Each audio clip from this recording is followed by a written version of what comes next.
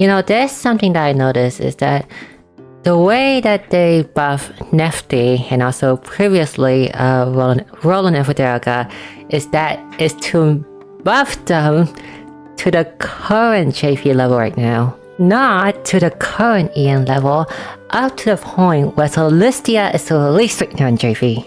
Anyway, behold the new and improved Nephti. Already has attack now stronger and much more powerful. And also I just give a Triplecast, which is something that JP doesn't really have yet. What the heck?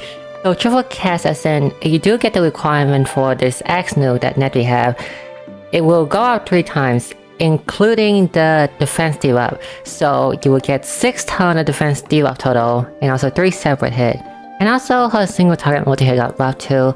I think it was like maximum 5 hit in JV, now it's like maximum 7 hit. And also her AoE originally was only a 1 hit, but now it's a 6 hit X AoE, which is surprisingly very strong, something that even JV would want still. Although I would say that despite she do have a lot of strong skill, Nephti base attack is very low for DPS. It's 355 I think, and that low base attack kind of hindered the damage for a bit, so like getting A1 would help for her. And then there's a new Nephti buff. So this buff of her originally, it was attack, defense, and crit, and also it's only X damage up. But they changed the defense to magic and also changed the damage up to all damage up instead of just X. To demonstrate how strong this new skill is, this buff is on par with Agnia, the one in Celestia in Octopath 2 in JP right now. Her buff at maximum, you have to use her latent power too. It's a front row 30% attack and magic up. Nephti is front row 30% attack and magic up and 15% damage up just by staying on the field for like 2 or 3 turns. They make her on par with a buffer with Agnia, like the anniversary unit for JP. That's how strong this new buff skill is. But that does not mean that Nephti is better than Agnia. Agnia still had the ability to raise the buff cap from 30% to 50%, so... But even so, damage up buff is always strong. It's what makes a lot of characters strong. It makes Audio strong, it makes Witcher strong.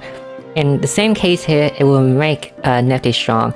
And the 5-point requirement isn't really that big of a problem anymore because of how many ways you can gain point now for EN. Now for the passive. Originally, Nephti is really bad because of her low base attack, and also she took a very long time to get point for her to get to work properly. The only way for you to gain point originally was through your ultimate, and the ultimate only give 1 point. So you use an ultimate every 2 turns, so if you want 5-point Nephti to work, you probably have to take like 10 turns for her to work, which for that point, the fight is already over. And so they decided to super fix that in EN by just, at the end of turn, just give her 1 point, and also her ultimate get 2 points now. For the second passive, the first 2 are still the same, but they add an extra effect to this passive. It's the magic crit thing, which kind of made me sad a bit. Originally, this belonged to the Witcher Salvation, Duplicator, as in that she was the first unit to come into the game with the ability to crit on magic. It's also like her main selling point when she was introduced in JP. So it's kind of like not the same for EN anymore, because like the spotlight of magic crit went from Duplicator and gave it to Nephti, which is sad because the Witcher Salvation is awesome. But that's something I can live with, hopefully. Anyway, regarding the spotlight problem, magic crit is a nice bonus, but I don't think it's nice enough to the point where you would bring Nephti for just a magic crit. You would bring her on the magic team, maybe as a support, as a buffer, and like the passive buff and everything. And also, the magic crit can just become a nice bonus, so it's a nice bonus. Originally, due to how bad Nephti was, U10 was more preferred to A1 so that she can get her point faster.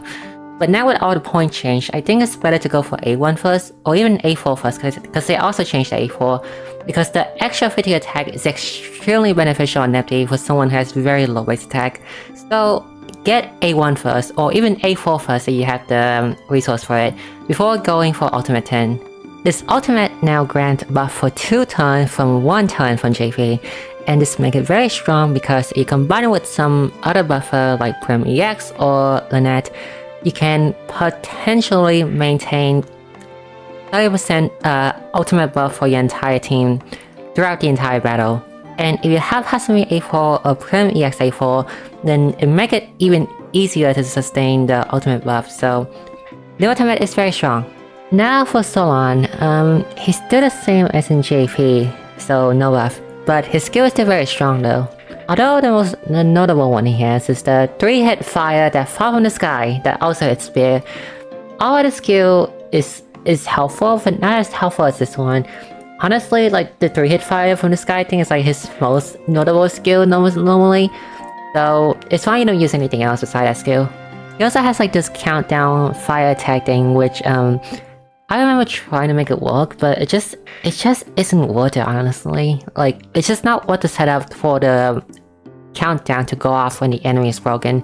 So it's just fine if you just use the normal 260 nuke and a 3-hit spear as the multi-hit. His first passive is nice because it's 30% magic up, passive magic up, which is harder to get than passive damage up because you can just slot in the accessory for him if you want to use him as a DPS. His second passive is what makes him so strong as a breaker and as a support, because he doesn't have to do anything, his 3-hit spear does the job for him, and also 10% passive magic defense down, spear, and fire resistance down is really good. And now, for why Solon is so strong. His ultimate is to double the potency of someone. So when Solon was first released, right, I don't think a lot of people like realize his true potential with this ultimate, because like we all seen it with like, yeah, that's a strong ultimate, but like that doesn't make him like super stand out or anything. So we see Solon as like this 3-hit fire spear from the sky, breaker, debuff support, and also like a strong ultimate to help like boost your team damage. For me, I was thinking that this would be nice for spear and fire team, but like it wouldn't help out a lot because like they would need a lot more to compete with the current, well, what's current around that time was the sword meta that was like dominating. And then someone discovered a combo of Primrose EX and Solon, which raised the power and the value of Solon significantly, because you would not just bring him to a fire or spear team, you would bring him onto any team, almost any team. If your goal is to try to finish the fight as fast as possible, you would bring Solon to that fight, and also Primrose EX. So here's how the combo works. Use Solon ultimate, and then you use Prim EX ultimate, which give him 50% back. So on the next time, you would use a pet to preferably level 3, which is like the white cat, and you would give him the remaining 50% by charging the pet and also give him ult charge, so he can use his ultimate twice in a row. And you've seen Speed Clear from JP, most of them, or almost all of them, are using the Solon and Prim EX combo. That's how strong the combo is. Because why do you need to have 2 DPS and have to sustain both of them when you can just sustain one and let Solon be a copy of your strongest DPS? Just focus on buffing your main DPS and just go full on support and just let Solon copy that and just deal big damage.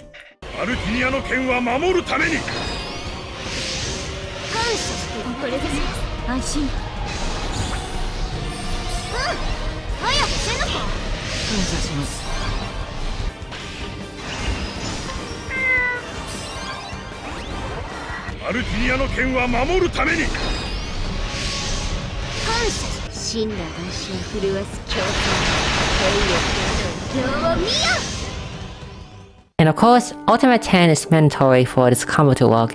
So getting Ultimate for Solon is like, it's mandatory. Like, it's not mandatory, but it's like, it's so good that it's unlocking the other part of his power. And no one else in the game has the same Ult 10 impactfulness as Solon is. Lynette and Prim EX are strong, but they are not on the same level as Solon. So you can, please do try to get Ult 10 for Solon. So in conclusion for these two characters, I would say pull for them because of how strong Solon is. I think Solon is still the one that has more impact than Nephti is though, because of his potential in speed clearing.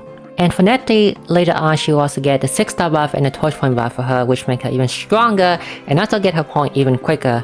So I think that getting both these characters is really worth it because both of these characters, the value will last for a very, very long time.